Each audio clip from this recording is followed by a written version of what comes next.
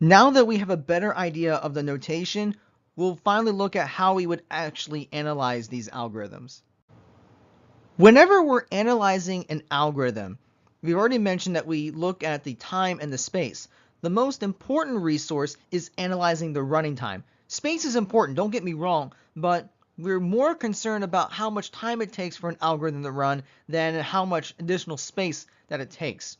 Now, we should mention that there are going to be some factors beyond the actual algorithm that affect the running time.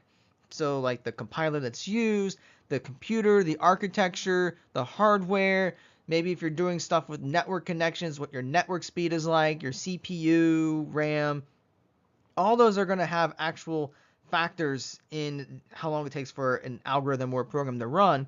But because we're dealing with a theoretical model, we really don't care about these factors. We're only looking at the actual algorithm instructions and looking at the running time for it.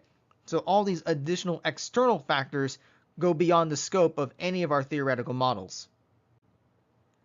When analyzing the running time, we had three cases to consider. The first one is the best case time. So this would be the best case scenario whenever we run an algorithm. Now, we normally don't analyze this part of the running time because it really doesn't reflect the typical behavior. Don't get me wrong, knowing what the best case scenario is great, but it doesn't really give us an accurate description of how this program is going to work for most people.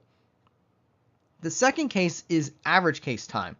And this does reflect typical behavior, so that's better whenever we're analyzing compared to best case time because it's mostly what happens in normal circumstances. The problem with average case time is that it's more difficult to compute. So trying to figure out the average of all the different possible cases is, it can be done, but it's tricky. So the third case is the worst case time. This actually represents a guarantee of performance on any possible input. So what we're saying here is regardless of whatever your input is, no matter how great or how bad it can be, this is going to be the worst case scenario. And we usually analyze this time more than anything else because it gives us that upper bound for all possible input. So even if we got like the worst possible input for an algorithm, we know what the worst case scenario is. And usually whenever you get an estimate for getting something fixed, you want to be told what's the worst case scenario, what's the most expensive, what's the highest cost is something going to be. You don't want to know what the best case scenario is and find out later on you have to pay additional cost. Same thing goes with algorithms. When we're trying to analyze it, we want to know what is the worst case scenario. We may not know what the worst case scenario is, but we do want to know what is the worst possible running time that we can get on any input for the algorithm. Also, whenever we're analyzing an algorithm, we don't really worry about the code that's used. We don't worry about what programming language is used when implementing the algorithm. In fact, whenever we write up an algorithm, we don't use actual code when we write it up. We're just writing the list of steps. So we don't factor in the code that's used to determine what the running time of the algorithm is. We say that the algorithm is the same regardless of what programming language is used, whether it's Java, C++, C, Ruby, Python, or anything else. But we're not worried about the actual implementation when we're analyzing an algorithm. One thing that we'll find when we analyze algorithms is that there's usually more than one algorithm to solve a problem. So let me give you an example of one such problem. This is called the maximum subsequence subproblem. And here's the idea of the problem. So let's say we're given n integers. So let's say we denote them as a1, a2, all the way to an. We want to find the maximum value of the sum from k that goes from I to j, ak. Now that doesn't sound like it really makes much sense, does it? What we're trying to do is find some subsequence of integers in this whole sequence that gives us the maximum sum. Let me give you an example that kind of helps illustrate how this problem works. So let's say our input is -2, 11, -4, 13, -5, and -2. What I want to do here, so this is our sequence, we want to find the subsequence here that gives us the maximum sum.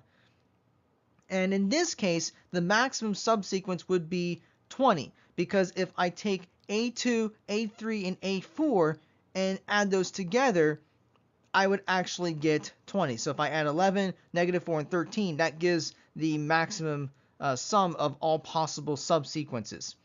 Now, how do we go about solving this particular problem? Well, there are 4 different algorithms for this problem, and we'll talk about these 4 different algorithms later on. But I will mention their running times. So we have one that takes O of n time, we have one that takes O of n log n time, we have one that takes O of n squared time, and we have one that takes O of n cubed time. So we have these 4 different algorithms and these 4 different running times. So how do we know if one's better than the other? Well, from what we've said before, the one with the fastest running time should be the best algorithm. So in this case, the one that takes O of n time should be the best. But what we can do is we can actually compare how long these algorithms would take as we increase the value of n. So what we're going to do is we have this table here, and I'm going to compute different values of n to actually see what the running times of these would be. Now, I should mention that these are actual execution times, just to kind of give you an idea of what's going on. The numbers may vary depending on the type of machine that you use, but the purpose of this is to show how long do these algorithms actually take, just to kind of give you a perspective of how large they can get as we increase the value of n. We'll start with something really small, where n is 100. Now, you might think 100 is a lot, but really, in the grand scheme of things, 100 is really small. And if we look at the execution times of all 4 of these algorithms, they're all really fast. I mean, look for the first 3 algorithms, they're really small. Even the n cubed algorithm is less than 2/10,000ths of a second. So, I mean, these are really fast. So, it looks like all 4 of them are pretty viable so far. Let's up this by a factor of 10 and look at when n is 1,000. We see that all 4 algorithms are still really fast. They all take less than a second. But notice that we're starting to see the difference between something like O of n and O of n cubed. So O of n is still ridiculously fast. Even the n log n one is pretty fast. N squared is still really good. I mean, it's, what is that, a little over 3/10,000ths of a second, so that's still really fast. And the n cubed one is still less than 1/10 of a second. So they're all really fast, but we're starting to see how these growth rates are going to affect the execution times. If we up this to 10,000, we're now starting to see some big differences between the running times. I mean, take a look at O of n, where we're still taking about a little over 2/10,000ths of a second. Compare that to something like the O of n cubed algorithm, where it's taking 86 seconds, a little over 86 seconds to actually compute. So that's a big difference between those 2 algorithms. And we kind of see some variation with the n log n algorithm and then the n squared algorithm. The n squared algorithm is better than the n cubed algorithm here, but it's still slower compared to the O of n and O of n log n algorithms. When we go to 100,000, we see that both the O of n and the n log n algorithms are still less than 1/100th of a second. So they're both doing very well. The n squared algorithm has now gone over a second. It takes a little over 3 seconds to complete this algorithm. And now here's where we see why the n cubed algorithm in this case is really bad. When n is only 100,000, which is still not substantially large because n can go into the billions, we find that the actual execution time is too large to compute. So if we were to try to run the n cubed algorithm for 100,000, you'd be sitting for a very long time, like really, really, really long, before you get an answer. So at this point, the n cubed algorithm is pretty much worthless. Now if we take a look at when n is 1 million, we see some huge differences. So the O of n algorithm is really fast. It's just a little over 2/100ths of a second. The n log n one is pretty decent. It's a little bit slower, but not by a whole lot. It's only a little over 7/100ths of a second. So both of these algorithms would be perfectly fine if we want to implement them and run them. But notice the n squared and n cubed algorithms. N squared, once again, is too large. It's become too large at this point to actually get a result. And for the n cubed, I just put don't bother. It's just way too long. It's probably, if I were to guess, it's probably in the years at this point. So here we just say don't even bother trying to do the n cube algorithm for this case. We should note that when we actually look at these execution times, they don't include the time to read in the input data. And that's just because whenever we're reading input from a disk, it's actually a major bottleneck. The time to transfer data from a disk to the memory takes a lot longer than trying to read the information from main memory itself. So we don't consider the input as part of the algorithm. In fact, usually when researchers are implementing algorithms and trying to take timestamps to figure out how long it takes to run an algorithm, they read the data first in their code, and then at that point is where they start the timer.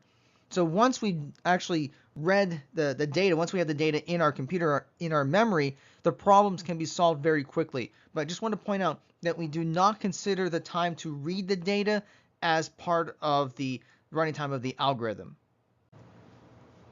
The last thing I want to show here is just an illustration of the growth rates of the 4 algorithms that we were comparing.